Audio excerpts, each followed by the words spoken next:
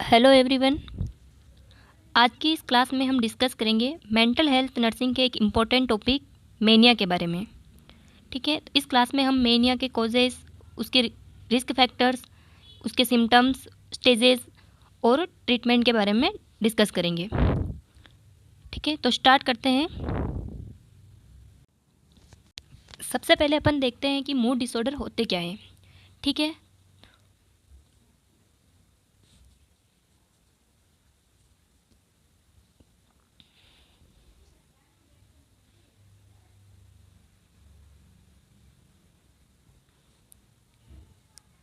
Mood disorder is characterized by disturbance of mood, full or partial manic or depressive episodes which is not due to any other physical or mental disorder।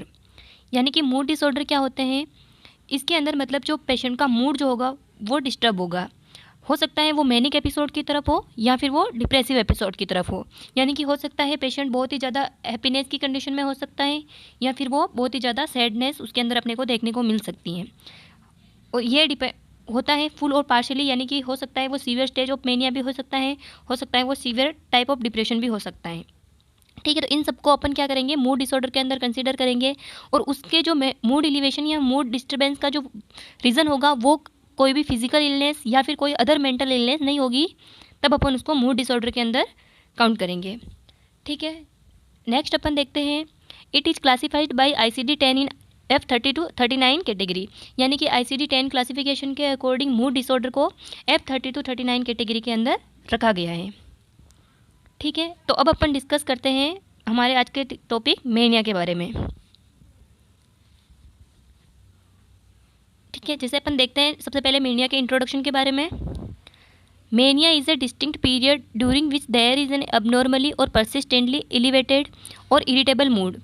It is a stage of extreme physical and emotional elation. यानी कि mania क्या होता है, mania is a distinct period, यानी कि ये एक वो स्पेसिफिक पीरियड होता है जिसके टाइम पेशेंट को क्या होता है, there is an abnormally and persistently elevated और इरिटेबल मूड। इसमें पेशेंट का मूड जो क्या होगा, लगातार इलिवेटेड रहेगा, यानी कि वो बहुत ही ज़्यादा एक्साइटमेंट की कंडीशन में रहेगा, बहुत ही ज़्यादा उसका मूड इरिटेबल रहेगा। ठीक है, it is a stage of extreme physical and emotional elation. इसके अंदर पेशेंट की फिजिकल और इमोशनल दोनों टाइप की एक्टिविटीज़ जो हैगी वो अपने को बढ़ी हुई देखने को मिलेगी। या पेशेंट जो इमोशनली बहुत ही ज़्यादा हैप्पीनेस की कंडीशन में रहेगा या बहुत ही ज़्यादा उसके अंदर अपने को उत्साह देखने को मिलेगा। ठीक है, तो mania is a distinct period during which there is an abnormally and persistently elevated mood and physical and emotional activities also increased. ठीक है, नेक्स्ट अपन देखते हैं, the word mania is derived from a Greek word which means madness. यानी कि mania क्या हुआ है, मेनिया जो वर्ड है वो एक ग्रीक लैंग्वेज से लिया हुआ वर्ड है जिसका मतलब होता है मेडनेस। मेडनेस यानी कि अपन देख सकते हैं मेडनेस का मतलब होता है पागलपन। इसके अंदर पेशेंट की जो एक्टिविटीज़ जो होगी वो बहुत ही ज़्यादा एक्सेसिव लेवल के ऊपर बढ़ी हुई देखने को मिलेगी। ठीक है, नेक्स्ट अपन देखते हैं, this disorder occurs in episodes lasting usually 3 to 4 months. यानी कि ये जो डिसऑर्डर है ये जो अपने को एपिसोडिक फॉर्म में देखने को मिलता है और इसके जो एपिसोड्स हैं वो यूजुअली 3 to 4 मंथ्स के होते हैं।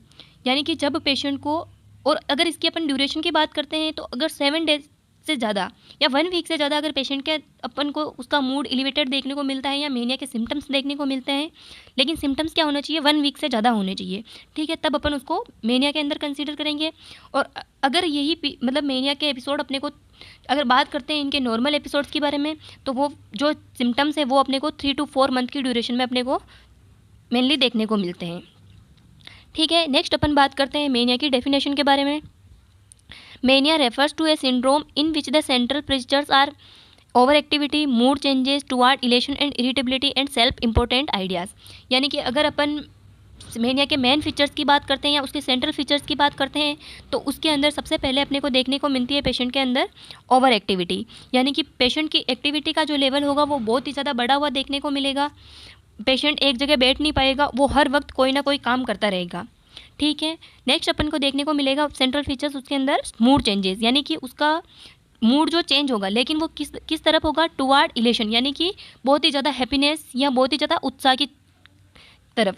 और उसके अंदर अपने को साथ ही साथ अपने को पेशेंट को क्या देखने को मिलेगी, irritability and self important ideas, यानी कि पेशेंट का जो आइडियाज़ होंगे वो सेल्फ सेंटर्ड होंगे, वो अपने खुद के बारे में सोचेगा, वो दूसरों पर कोई ध्यान नहीं देगा, दूसरों अगर वो हार्म कर रहा है लेकिन उसको कोई फ़र्क नहीं पड़ता है, वो सिर्फ अपने बारे में सोच रहा होता है।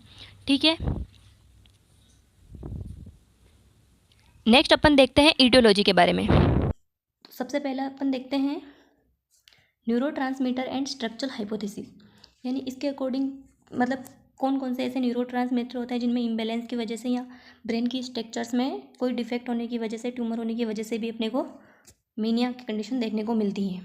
इसमें देखते हैं manic episodes are related to the excessive level of norepinephrine and dopamine, यानी कि मेनिया की कंडीशन में मोस्ट ऑफ पेशेंट में देखा गया है कि उनके अंदर नोरेपिनेफ्रिन और डोपामिन या केटाकोलेमाइंस का जो लेवल होता है वो हमेशा अपने को बढ़ा हुआ देखने को मिलता है।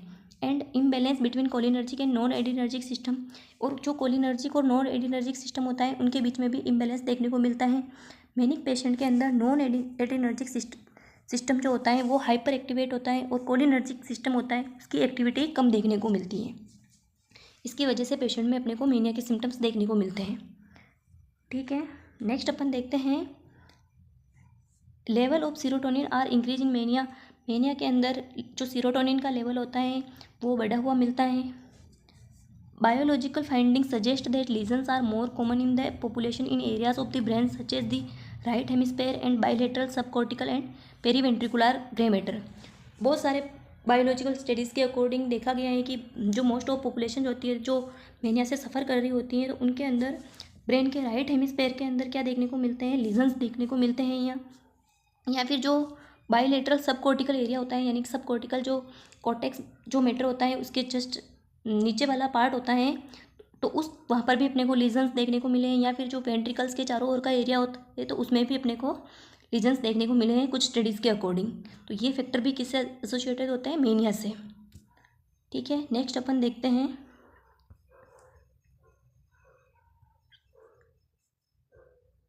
नेक्स्ट है जेनेटिक कंसिडरेशन। कुछ जेनेटिक फैक्टर्स होते हैं वो भी मेनिया से रिलेटेड होते हैं, या जो उनके जो मेनिया के सिम्टम्स होते हैं जो मतलब मोस्टली जेनेटिक्स अपने को हेरिडिटरी फैक्टर भी उसके अंदर देखने को मिलते हैं। जैसे सबसे पहले अपन देखते हैं monozygotic twins have a higher rate of incidence than normal siblings. अगर नॉर्मल सिबलिंग के कंपेयर में अपन बात करते हैं तो जो मोनोजाइगोटिक जो ट्विंस होते हैं, ठीक है, जो मतलब एक ही जाइगोट के थ्रू बनते हैं, तो उन जाइगोटिक्स के अंदर, उन ट्विंस के अंदर अपने को क्या देखने को मिलता है, हायर रेट ऑफ इंसिडेंस मिलता है। और वो इंसिडेंस रेट कितनी होती है, 40 to 70%। यानी कि अगर कोई brothers and sisters normal sibling है तो उनके कंपेयर में जो मोनोजाइगोटिक ट्विंस जो होते हैं उनके अंदर अपने को 40 to 70% चांस जो होते हैं वो मेनिया के ज़्यादा देखने को मिलते हैं। ठीक है, नेक्स्ट अपन देखते हैं first degree relatives. First degree relatives means क्या होता है कि जो मतलब डायरेक्ट रिलेटेड होते हैं। जैसे कि फर्स्ट डिग्री पे रिलेटिव्स कौन कौन हो सकते हैं, जैसे अपने पेरेंट्स हो सकते हैं, सिबलिंग हो सकते हैं, या फिर अपने ऑफस्प्रिंग हो सकती है, उनके खुद के बच्चे हो सकते हैं। तो अगर अपने फर्स्ट डिग्री रिलेटिव्स में किसी को भी अगर मेनिया होता है तो उस कंडीशन में 5 to 10% चांस होते हैं उस पर्सन के अंदर मेनिया होने के। ठीक है, नेक्स्ट अपन देखते हैं साइकोडायनेमिक थ्योरीज। साइकोडायनेमिक थ्योरीज क्या कहती हैं कि faulty family behaviour in early life responsible for manic behaviour in later life. यानी कि अगर किसी पर्सन में या चाइल्ड है तो उसमें अगर उसकी अर्ली स्टेज में उसके साथ फॉल्टी फैमिली बिहेवियर्स होते हैं, यानी कि उसका अब्यूज़ किया जाता है, या फैमिली के बीच में किसी तरह के कॉन्फ्लिक्ट होते हैं, या फैमिली मिलजुल के नहीं रहती हैं, या लैक ऑफ अफेक्शन होता है, उस कंडीशन में लेटर लाइफ में पर्सन के अंदर मेनिया डेवलप होने के चांस या रिस्क रहता है। ठीक है, नेक्स्ट देखने को मिलता है कि डिफेंस अगेंस्ट डिप्रेशन। कुछ हाइपोथेसिस का मानना है कि जो मतलब मेनिया जो होता है ना वो डिफेंस अगेंस्ट डिप्रेशन के रूप में काम करता है, यानी कि डिप्रेशन को डिनाइल करने के लिए मेनिक पर्सन जो होता है वो मेनिक सिम्टम्स शो करता है। ठीक है, इसको मेनिक डिफेंस अगेंस्ट डिप्रेशन भी बोलते हैं। नेक्स्ट अपन देखते हैं अदर कॉजेज। जैसे क्या होता है कि सीजनल वेरिएशंस देखने को मिलते हैं कि समर सीजन जो होता है उसके अंदर अपने को मेनिया के केसेस जो होते हैं वो ज़्यादा देखने को मिलता है, या फिर लाइफ के अंदर कोई ऐसे चेंजेस हुए लाइक डिवोर्स हो गया है, अनहैप्पी है वो, उसके अंदर बहुत ही ज़्यादा हाई लेवल ऑफ स्ट्रेस है, तो उस कंडीशन में भी अपने को मेनिया के केसेस ज़्यादा देखने को मिलते हैं। नेक्स्ट अपन देखते हैं क्लिनिकल फीचर्स के बारे में। तो सबसे पहले तो अपन ने देखा था कि मेनिया के अंदर जो सिम्टम्स होंगे वो क्या होंगे, बहुत ही ज़्यादा मूड जो होगा एलिवेटेड होगा, उसकी साइकोमोटर एक्टिविटीज़ जो होगी वो ज़्यादा बढ़ी हुई होगी, एक्सट्रीम लेवल ऑफ हैप्पीनेस अपने को पर्सन के अंदर देखने को मिलेगा। तो देखते हैं और कौन कौन से फीचर्स उसको देखने को मिलेंगे। ठीक है, in acute mania episode is characterize by the following features which should last for 1 week. यानी कि अगर 1 वीक से ज़्यादा इनमें से किसी भी कोई भी तरह के सिम्टम्स अपने को देखने को मिलते हैं, उनकी ड्यूरेशन कितनी होनी चाहिए, 1 वीक से ज़्यादा होनी चाहिए। ठीक है, तो उस कंडीशन में अपन उसको मेनिया के अंदर काउंट करेंगे। जैसे क्या होता है, elevated and expansive and irritable mood which है फॉलोइंग स्टेजेस। अब इसके अंदर क्या होता है, मेनिया के अंदर जो मूड का लेवल जो होता है वो क्या होता है, बढ़ा हुआ होता है। तो उसकी क्या होती है, 4 स्टेजेस होती हैं। वो क्या होती हैं, जो चारों होती हैं वो अलग अलग मेनिया के टाइप स्टेजेस होती हैं। जैसे हाइपोमेनिया हो गया, मॉडरेट मेनिया हो गया, सीवियर मेनिया हो गया, या वेरी सीवियर या डिलीरियस मेनिया हो गया। तो उसके अकॉर्डिंग सिम्टम्स अलग अलग देखने को मिलते हैं। सबसे पहले अपन बात करते हैं स्टेज फर्स्ट के बारे में। स्टेज फर्स्ट जो होती है वो होती है यूफोरिया।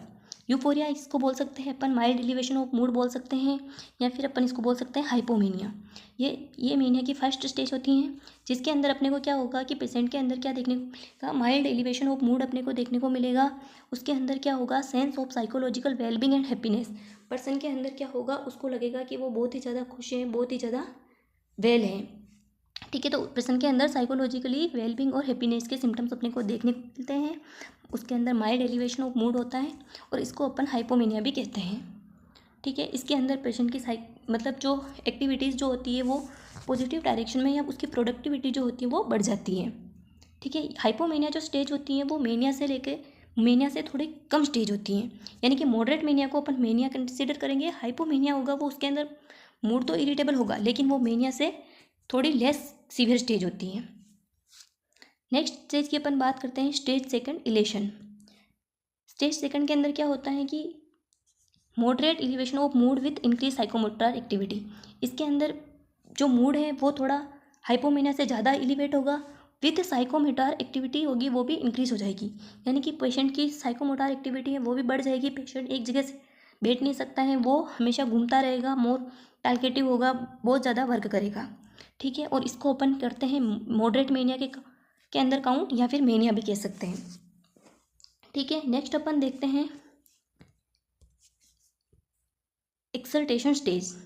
एक्सल्टेशन स्टेज इसको अपन स्टेज 3 कहते हैं। इसके अंदर क्या होता है, सीवियर एलिवेशन ऑफ मूड होता है विथ डेल्यूजन ऑफ ग्रैंडियोसिटी। इसके अंदर मूड का एलिवेशन होता है वो बहुत ही ज़्यादा सीवियर लेवल के ऊपर होता है। साथ ही पेशेंट को क्या होगा, डिल्यूजन ऑफ ग्रैंडियोसिटी होगा।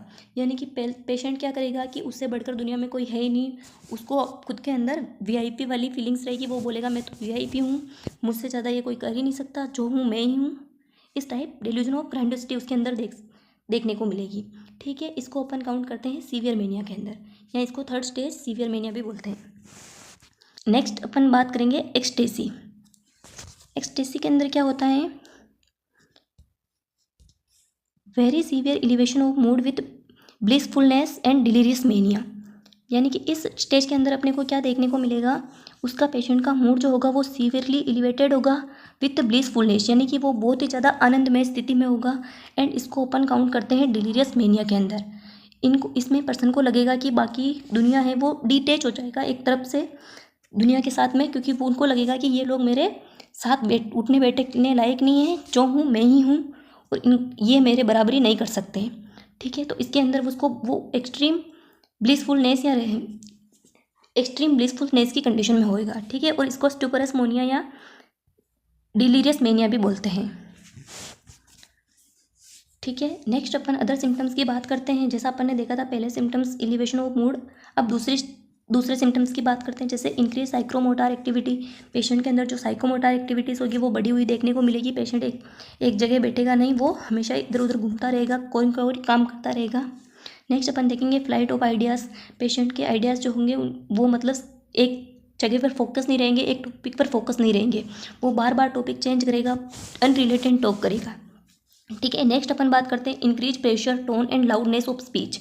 पेशेंट की स्पीच में की टोन जो होगी वो बढ़ी हुई देखने को मिलेगी, उसकी लाउडनेस जो होती है या स्पीच का जो प्रेशर होता है वो बढ़ा हुआ मिलेगा, स्पीच का पैटर्न बढ़ा हुआ मिलेगा, और वो बहुत ज़्यादा टॉलकेटिव होगा।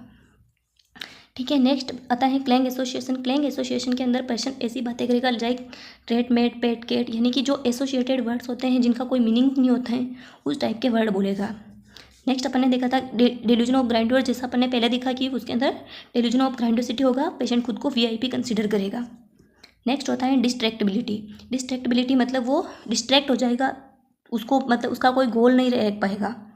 नेक्स्ट अपन को देखने को मिलता है इम्पल्सिविटी। इम्पल्सिविटी मतलब उसकी जो सेक्सुअल एक्टिविटीज़ जो होती हैं या साइकोमोटर एक्टिविटीज़ जो होती हैं, इरिटेबिलिटी होती हैं, वो बढ़ी हुई देखने को मिलेगी। इंक्रीज्ड सोशलिबिलिटीज़, यानी कि पेशेंट क्या होगा, मोर सोशलाइज हो जाएगा, वो लोगों से मिलना चाहेगा, मतलब और ज़्यादा बात करेगा, जब वो किसी अनजान व्यक्ति को भी जानता हो ऐसा वो शो करेगा। ठीक है। जिनके साथ कोई रिलेशंस नहीं है उनके साथ भी बहुत ही ज़्यादा फ्रेंडली होगा। ठीक है। नेक्स्ट अपन देखते हैं पुअर जजमेंट। पेशेंट का जजमेंट जो होगा वो बहुत ही लो लेवल पर देखने को मिलेगा, उसको पता नहीं होगा क्या सही है क्या गलत है, मैं कर रहा हूँ जो सही है या मैं कर रहा हूँ वो गलत है। ठीक है। नेक्स्ट अपन देखते हैं डिस्टर्ब स्लीप पैटर्न। पेशेंट का स्लीप पैटर्न जो होगा वो डिस्टर्ब हो जाएगा। अब क्या होता है, इसके अंदर पेशेंट को रहेगा कि मेरे पास तो बहुत काम है, मैं वीआईपी हूँ, तो उसके लिए स्लीप के लिए कोई टाइम नहीं होगा, तो उसकी वजह से उसका क्या होगा, उसकी नीड ऑफ स्लीप क्या हो जाएगी, कम हो जाएगी, और इसके अंदर वो 3 आवर्स से कम स्लीप लेगा और उसको लगेगा कि मेरे लिए तो 3 घंटे की नींद भी बहुत ज़्यादा है। ठीक है। नेक्स्ट अपन देखते हैं वेट लॉस वायलेंस, यानी कि पेशेंट के अंदर अपने को वेट लॉस देखने को मिलेगा, क्योंकि वेट लॉस की रीज़न होएगा वो टाइम, उसके लिए खाना खाने का टाइम नहीं होगा, यानी कि वो एक जगह बैठकर वो खाना नहीं खा पाएगा, इसकी वजह से पेशेंट के अंदर अपने को वेट लॉस देखने को मिलेगा। एक्सट्रीमली एलिवेटेड मूड की वजह से वो वॉयलेंट बिहेवियर शो करेगा। Decreased attention and concentration, patient की अटेंशन एंड कंसंट्रेशन क्या हो जाएगी, कम हो जाएगी। तो यहाँ मेनिया को समझने के लिए उसके लिए क्या, उसके जो मेन सिम्टम्स होते हैं उनको याद रखने के लिए एक ट्रिक है, जैसे कि मैं डिग फर्स्ट। मैं डिग फर्स्ट मतलब क्या है, मैं डिग में मतलब सबसे पहले अपन याद रख सकते हैं, एम से याद रख सकते हैं मूड एलिवेशन। ठीक है। नेक्स्ट ई से याद रख सकते हैं energy level is increased. D से अपन याद रख सकते हैं डिस्ट्रैक्टिबिलिटी। आई से याद रख सकते हैं इम्पल्सिविटी। इम्पल्सिविटी के अंदर जैसे उसके अंदर हाइपर एक्टिविटी, हाइपर सेक्सुअलिटी, या फिर हाइपर स्पेंडिंग, हाइपर सोशलाइजेशन वगैरह। ठीक है। जी से याद रख सकते हैं ग्रैंडियोसिटी। एफ से याद सकते हैं फ्लाइट ऑफ आइडियाज़। ए से याद रख सकते हैं एक्टिविटीज़ इंक्रीज्ड। एस से याद रख सकते हैं decrease need of sleep. And T से याद रख सकते हैं टैल्केटिवनेस। ठीक है। नेक्स्ट अपन देखेंगे क्लासिफिकेशन ऑफ मेनिया के बारे में। तो ये जो क्लासिफिकेशन है वो ICD-10 के अकॉर्डिंग है, और बाकी अगर स्टेज के बारे में पूछा जाता है तो उसके अंदर अपन हाइपोमेनिया वगैरह लिख सकते हैं। ठीक है। तो ये ICD-10 के अकॉर्डिंग जो है, इसके अंदर अपन मेनिया को किसके अंदर रखते हैं, F30 कैटेगरी के अंदर रखते हैं, जिसके अंदर मेनिया को रखते हैं। ठीक है। इसके अंदर वापस सब डिवाइडेशन है, जैसे कि F3.30 के अंदर कौन सी आती है, हाइपोमेनिया। नेक्स्ट है मेनिया विदाउट साइकोटिक सिम्टम्स, यानी कि मेनिया के सिम्टम्स तो होंगे लेकिन साइकोटिक सिम्टम्स नहीं होंगे, लाइक डेल्यूजन, हेलुजिनेशन वगैरह साइकोटिक सिम्टम्स उसके अंदर नहीं देखने को मिलेंगे। ठीक है। नेक्स्ट होता है 30.2 के अंदर कौन सा है, मेनिया विद साइकोटिक सिम्टम्स, यानी इसके अंदर हेलुजिनेशन और डेल्यूजन वगैरह सिम्टम्स अपने को देखने को मिलेंगे मेनिया के साथ।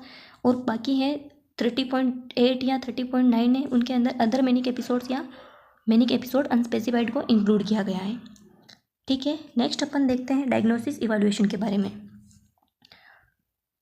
तो डायग्नोस्टिक इवैल्यूएशन के अंदर क्या होता है, psychological test such as young mania rating scale. Young mania rating scale क्या होता है कि इसके अंदर एक चेकलिस्ट का यूज़ किया जाता है, जिसके अंदर पेशेंट के सिम्टम्स के अकॉर्डिंग मार्किंग की जाती है। जैसे कि इसके अंदर कुल होता है 11, मतलब जो अलग अलग फीचर्स होते हैं उसके अंदर अपन पेशेंट को मार्किंग देते हैं। जैसे कि उसके अंदर जो उसका एक्टिविटी का लेवल है वो कितना बढ़ा हुआ है, या फिर उसकी सेक्सुअलिटी है तो वो कितनी ज़्यादा बढ़ी हुई है, या फिर अदर जो सिम्टम्स है, थॉट प्रोसेस है या फ्लाइट ऑफ आइडियाज़ हैं, तो वो उसके अकॉर्डिंग अपन 1 2 3 4 करके उसको मार्किंग देते हैं। ठीक है। नेक्स्ट अपन देखते हैं ICD-10 डायग्नोस्टिक क्राइटेरिया, यानी ICD-10 के अकॉर्डिंग जो भी मेनिया के सिम्टम्स दिए गए हैं तो उसके अकॉर्डिंग पेशेंट के अंदर अपने को कौन कौन से सिम्टम्स देखने को मिलते हैं, या फिर other sign and symptoms of mania. तो ये टेस्ट अपन यूज़ करते हैं मेनिया को डायग्नोज करने के लिए, और उसकी जो ड्यूरेशन क्या होनी चाहिए, 1 वीक से ज़्यादा होनी चाहिए। ठीक है। नेक्स्ट अपन बात करेंगे फार्मेकोथेरेपी के ट्रीटमेंट के बारे में। ठीक है। सबसे पहले अपन ट्रीटमेंट के अंदर बात करते हैं फार्मेकोथेरेपी के बारे में। तो स्पेशली लिथियम ड्रग जो होती है वो ड्रग ऑफ चॉइस होती है मेनिया के अंदर। ठीक है, तो लिथियम कार्बोनेट अपन मोस्टली यूज़ करते हैं, जिसकी डोज जो होती है वो 900 to 2100 mg पर डे होती हैं। ठीक है, ये जो डोज होती हैं 2100, ये होती है मैक्सिमम डोज होती है किसी पेशेंट के लिए। ठीक है, अब लिथियम क्या करेगा, लिथियम जो होता है वो कैटाकोलेमाइंस जो इंक्रीज होते हैं उनको डिस्ट्रक्ट करने का काम करेगा, इसीलिए वो मेनिया के सिम्टम्स को ट्रीट कर सकता है। नेक्स्ट अपन देखते हैं सोडियम वालप्रोएट के बारे में। सोडियम वालप्रोएट की जैसे कि डोज लिखी हुई है 600 to 2600 mg पर डेसीलीटर, और ये ड्रग्स जो अपन हैं वो मेनली रैपिड साइक्लर मेनिया के अंदर देते हैं। रैपिड साइक्लर मेनिया क्या होता है, इसके अंदर मतलब क्या होता है कि जो मेनिया के जो एपिसोड्स होते हैं वो 1 ईयर में 4 या उससे ज़्यादा होते हैं। जैसा अपन ने देखा था कि 3 और 4 एपिसोड्स अपने 3 to 4 मंथ की ड्यूरेशन में अपने को मेनिया के एपिसोड्स देखने को मिलते हैं। तो रैपिड साइक्लर मेनिया के अंदर क्या होता है कि जब 1 ईयर के अंदर 4 से ज़्यादा मेनिया के सिम्टम्स अपने को देखने को मिलते हैं तो उसे अपन रैपिड साइक्लर मेनिया कहते हैं। ठीक है, तो उसके अंदर मोस्टली सोडियम वालप्रोएट ड्रग जो होती है वो यूज़ की जाती हैं। सोडियम वालप्रोएट ड्रग क्या करेगी, गाबा जो न्यूरोट्रांसमीटर होता है उसके लेवल को बढ़ा देती हैं, ताकि जो वो क्या होता है इनिबिटरी न्यूरोट्रांसमीटर होता है जो एक्सिबिटरी न्यूरोट्रांसमीटर के फंक्शन को कम कर देता है। नेक्स्ट ड्रग अपन देखते हैं कार्बामाजेपाइन। कार्बामाजेपाइन क्या होती है, एंटी कन्वल्जेंट होती हैं, लेकिन इसको इसमें भी यूज़ किया जाता है क्योंकि ये क्या करती हैं, जो साइनेप्टिक ट्रांसमिशन होता है वहाँ पर वो एक्ट करके जो न्यूरोट्रांसमीटर होता है उनको ब्लॉक करती हैं। ठीक है, नेक्स्ट होता है लेमोट्रिजीन वगैरह, अदर ड्रग्स वगैरह जैसे क्लोनाजीपाम वगैरह, कैल्शियम चैनल ब्लॉकर्स वगैरह अपन दूसरे ड्रग्स भी यूज़ कर सकते हैं। ठीक है, तो इस तरह अपन मेनली ये ड्रग्स अपन यूज़ करते हैं मैनिक पेशेंट के अंदर। नेक्स्ट अपन देखते हैं ईसीटी के अंदर क्या होता है कि if patient is not responding anti psychotic and lithium therapy, अगर पेशेंट एंटी साइकोटिक या लिथियम थेरेपी से पे रिस्पॉन्ड नहीं कर रहे हैं तो उस कंडीशन में अपन पेशेंट को ईसीटी देते हैं। ठीक है, फिर नेक्स्ट अपन देखते हैं साइकोसोशल ट्रीटमेंट के अंदर अपन पेशेंट को साइकोथेरेपीज़ वगैरह प्रोवाइड करवाते हैं। उसमें सबसे पहले अपन देखते हैं फैमिली एंड मैरिटल थेरेपी के अंदर जैसे कि पेशेंट की जो फैमिली होती है या उसका जो पार्टनर होता है उसको अपन उसकी थेरेपी में इन्वॉल्व करेंगे, उसके जो भी उसके साथ जो कॉन्फ्लिक्ट है या फैमिली के अंदर जो भी प्रॉब्लम्स हैं उनको सॉल्व करने की कोशिश करेंगे, और जो इंट्रा फैमिलियल और इंटरपर्सनल डिफ़िकल्टीज़ हो रही हैं, जो स्ट्रेसर्स का काम कर रही हैं उस मैनिक पेशेंट के लिए, उनको कम करवाएंगे। ठीक है, नेक्स्ट थेरेपी अपन यूज़ करते हैं सीबीटी यानी कॉग्निटिव बिहेवियर थेरेपी यूज़ की जाती हैं ताकि पेशेंट के बिहेवियर को मॉडिफाइड किया जा सके। पेशेंट को जो इन्वायरमेंट है वो नॉन स्टिमुलेटेड इन्वायरमेंट प्रोवाइड करवाएंगे ताकि पेशेंट जो है ज़्यादा इरिटेट ना हो। ठीक है, नेक्स्ट अपन बात करेंगे इसके नर्सिंग मैनेजमेंट के बारे में। तो अपन देख लेते हैं नर्सिंग मैनेजमेंट भी। सबसे पहले असेसमेंट की बात करते हैं तो जैसे कुछ साइंस होते हैं, अब जैसे अपन को एनसीपी वगैरह बनवाने होते हैं तो उसके अंदर अपने को सब्जेक्टिव डाटा या ऑब्जेक्टिव डाटा लिखना होता है, तो उसके अकॉर्डिंग यहाँ पे कुछ सब्जेक्टिव और ऑब्जेक्टिव साइंस देखने को मिलेंगे। जैसे कि ऑब्जेक्टिव साइंस कैसे होंगे, जो नर्स ऑब्जर्व कर रही है, जैसे कि डिस्टर्बेंस ऑफ स्पीच, जब किसी पेशेंट को नर्स ऑब्जर्व करती है तो उसके अंदर वो डिस्टर्बेंस ऑफ स्पीच देखने को मिलेगी, रैपिड स्पीच होगी, उसकी लाउड एंड प्रेशर्ड स्पीच होगी, वो इजीली डिस्ट्रैक्ट होएगा, ओवर एक्टिविटी करेगा, मूड लेबिलिटी होगी यानी कि मूड जो होगा वो चेंज होगा, और वेट चेंजेस देखने को अपने को पेशेंट के अंदर मिलेंगे। ठीक है, जो पेशेंट या उसके रिलेटिव्स एक्सप्लेन करेंगे जैसे कि फीलिंग ऑफ जॉय, वो बहुत ही ज़्यादा हैप्पी रहता है, उसके अंदर बहुत ही ज़्यादा रैपिड मूड स्विंग्स देखने को मिलते हैं, या उसको स्लीप डिस्टर्बेंस है, वो काफ़ी समय से सही से सो नहीं रहा है, या बहुत कम सोता है, या ये डेल्यूजन है, ये खुद को ही सेल्फ इंपॉर्टेंस देता है, या फिर ये इसको हेलुसिनेशन हो रहा है, इसको मतलब कुछ ऐसी नहीं है फिर भी ये बोलता है कि वहाँ वो हो रहा है, वो दिख रहा है उसको। तो ऐसी फीचर जो है उसके फैमिली वाले या उसके रिलेटिव्स जो है वो बताएंगे पेशेंट के बारे में। ठीक है, नेक्स्ट अपन देखते हैं डायग्नोसिस बेस्ड इंटरवेंशन। सबसे पहले अपन देखते हैं high risk for violence self and others related to manic excitement, delusional thinking and hallucination, यानी कि जो पेशेंट होता है वो खुद को हार्म करने की कोशिश करता है या अदर को हार्म करने की कोशिश करता है रिलेटेड टू एक्साइटमेंट, क्योंकि पेशेंट के अंदर क्या होता है बहुत ही ज़्यादा एक्साइटमेंट होती है, बहुत ही ज़्यादा उसका मूड जो है वो एलिवेटेड होता है। ठीक है, उसके अंदर डेल्यूजनल थिंकिंग होती है, डेल्यूजनल परसिक्यूशन वगैरह देखने को मिलता है, उसको हेलुसिनेशन होता है, इसीलिए वो खुद को और दूसरों को हार्म कर सकता है। तो इस कंडीशन में अपना ऑब्जेक्टिव क्या होगा, patient with not harm self and others, यानी पेशेंट खुद को भी हार्म ना करे और दूसरों को भी हार्म ना करे, ये अपना ऑब्जेक्टिव होगा। तो इसके लिए अपन कौन कौन से इंटरवेंशन प्रोवाइड करवाएंगे, maintain low level of stimuli in the patient environment. सबसे पहले अपना मेन काम होगा कि पेशेंट के जो जहाँ वो पेशेंट रह रहे हैं वहाँ वो किसी भी तरह के कोई स्टिमुलस नहीं हो जो उसको ज़्यादा एक्टिवेट करते हो या ज़्यादा इरिटेट करते हो। ठीक है। Observe patient behaviour every 15 minute, हर 15 मिनट के अंदर पेशेंट के बिहेवियर को ऑब्जर्व करना है।